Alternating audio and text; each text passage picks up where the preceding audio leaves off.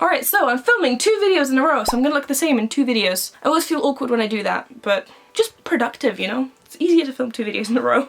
Hello and welcome to the first episode of the Bracelet Helpline. This is hopefully going to be a new series on my channel depending on how well you guys take it. Basically, this Bracelet Helpline is going to be a place where I answer your guys' bracelet questions. And they can be as general and as specific as you guys like. You can ask very general questions, but you can also ask very specific questions and attach your specific bracelet photos to talk about your specific bracelet problems. Now, before you bombard me with questions for the next Bracelet Helpline, please listen. I only take questions for these videos when I specifically ask for them. Now, I get a lot of questions generally all the time, and that's fine, but if you want your question to be included in the Bracelet Helpline, then wait for me to ask, because I don't film these videos all the time. I don't know how often I'm gonna do them, but however often I do them, I'm gonna ask for the questions about a day or so before I actually sit down to film, because otherwise I get completely overwhelmed with the amount of questions. I posted about this like, what, 15 hours ago, and already I have like a giant wall filled with questions that I can't possibly answer. So you can ask questions obviously at any point in time, preferably ask them on the forums because I can't always answer everyone, and asking on the forums on like BraceletBook or something gives you a chance that someone else will actually see it and answer. But if you want your questions to have a chance to be answered in the Bracelet Helpline videos, then only submit them when I actually ask for them. Hopefully that makes sense. Basically, I'm only looking at the questions that are submitted through the service, which is Padlet, that I asked you to submit them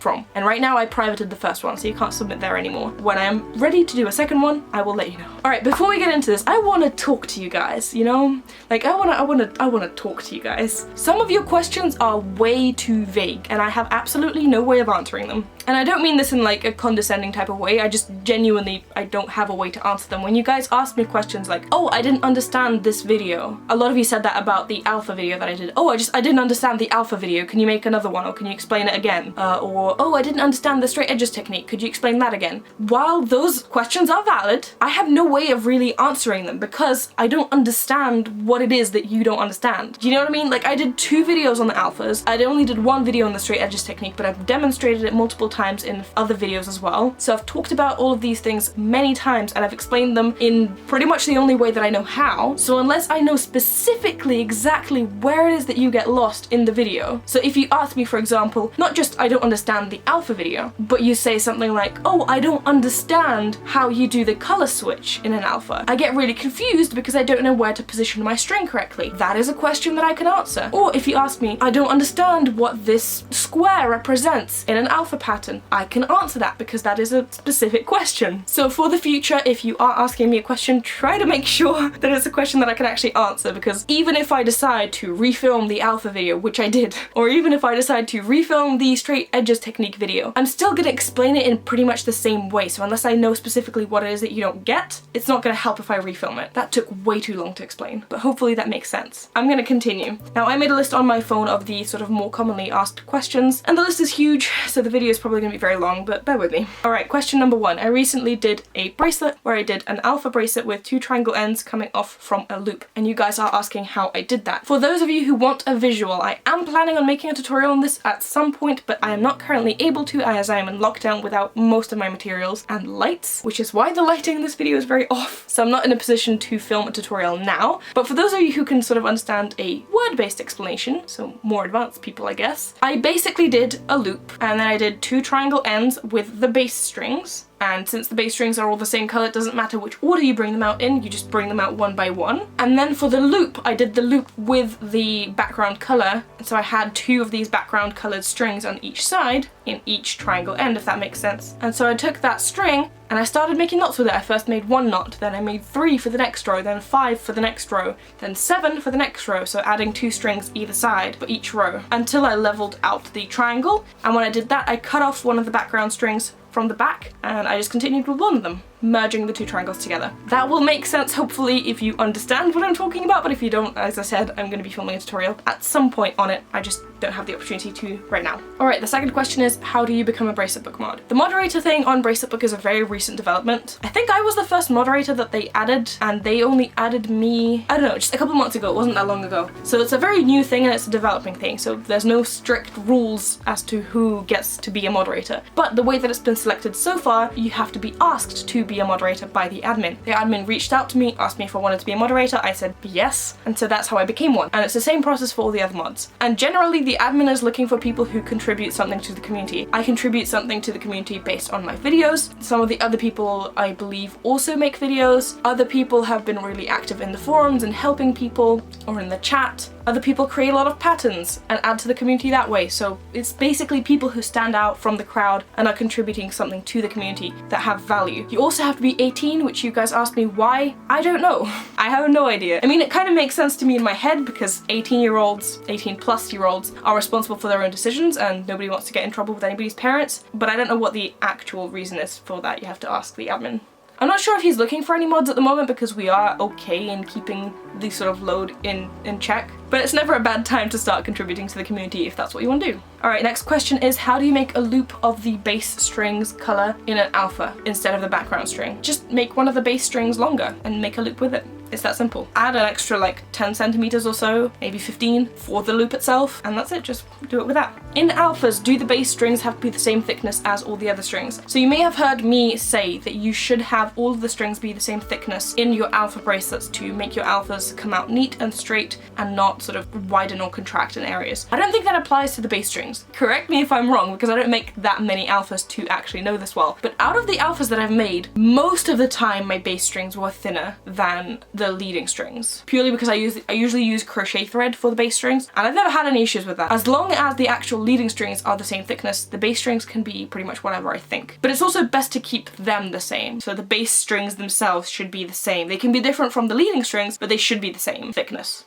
Hopefully that makes sense. Why do some of my knots have lines coming off of them? By lines, I think you mean string. So you've got like a knot in the center and then two strings coming out. That means that you're not tying the first half of your knot tight enough. And when I say tie your knots tighter, a lot of you seem to think that I mean the second half. Obviously, a knot is consisted of two halves, and a lot of you guys seem to think that it's the second half of the knot that makes the knot tighter. No, the second half of the knot secures the knot in place, but it's the first half of the knot that actually positions your knot. So you want to make the first half of your knot tighter, so you position that knot right in the center between the two previous knots in a normal pattern, and then the second half of the knot secures that knot in place. If you want a visual, in the basic knots video that I did at the very end, I did sort of a knots tips and tricks, and you can even find a timestamp in the pinned comment of that video, and you can actually watch me explain that while showing you what I'm doing. So that has a very nice visual to it, and that pretty much answers your question completely, hopefully. Alright, why are my bracelets curling and why are my bracelets twisting? Some patterns are always going to twist, such as the candy stripe. That is because of the way that the knots are positioned. In a candy stripe, all of the strings are going in one direction. They are all going, if it's forward knots, to the right. It's going to twist purely because of the knot structure. In, for example, the fishbone chevron, on which I did a tutorial, in that bracelet, the knots, it's very hard to describe, but basically the knots are structured in such a way that it's going to curl up. The sides of it are going to curl up. That's normal, that's fine, that happens. That's just the way that the knots are structured in the bracelet. For me personally, it doesn't really bother me. I don't really care that much. If it bothers you, you can iron your bracelets out. Probably do it through like a cloth or something in case you burn the string, but you can iron it out, and I know that people have done that. So if it really bothers you that much, you can iron out your bracelets, but know that it's normal and it's fine and it happens to everyone. In some bracelets, in others not, because of knot structures. Every time I say knot, I feel like you guys are assuming that I'm making a pun, and I'm not.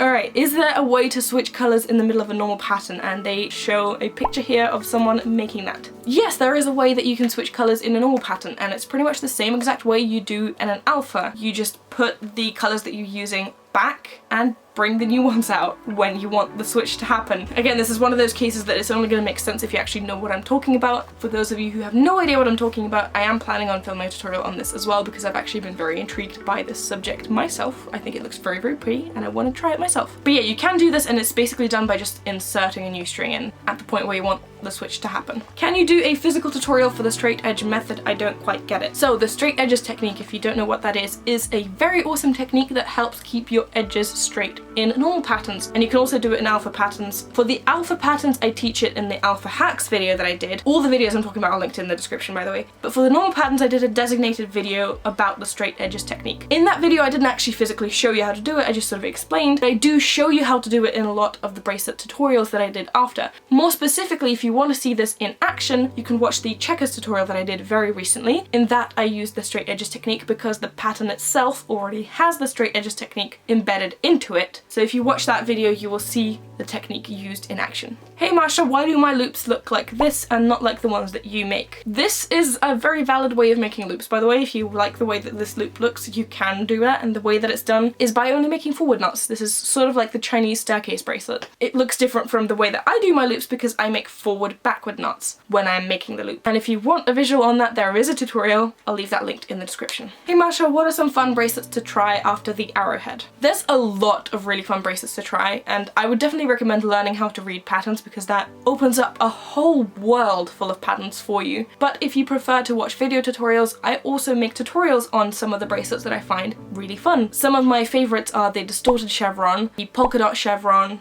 and maybe the checkers bracelet as well. I did that recently. Those are some beginner / early intermediate bracelets that you can do that in my opinion are super fun. So fun that I even made videos on them. What are some best starter alphas to make? Alphas are a weird thing. They're different to normal patterns in the sense that you can make any alpha as a starter alpha, but for a starter alpha I would recommend something maybe under 10 or like under 15 strings, bass strings, just so that you don't get overwhelmed with the amount of knots that you have to make, and also something with maybe 2 to 3 colors so that again you get the hang of switching the colors, but you also don't get overwhelmed with massive amounts of string. Based on that criteria, you can enter that in the search bar of BraceletBook or something and find a pattern that suits you. It can be literally any design as long as it sort of qualifies under those criteria. I think you'll be fine. I also don't make tutorials on alphas because you make one tutorial, you've made them all. With alphas there's no way to segment knot, which is the only way that I do tutorials. I teach you how to segment knot instead of just reading the pattern for normal patterns. For alphas there's no way to segment knot, so reading the pattern is the only option you have, and I already have a tutorial on reading patterns. So you guys ask me to make tutorials on alphas all the time. There's no point, you just have to read the pattern, and I've already taught you how to do that, hopefully. Alright, next question is, what is the best way to use up old thread?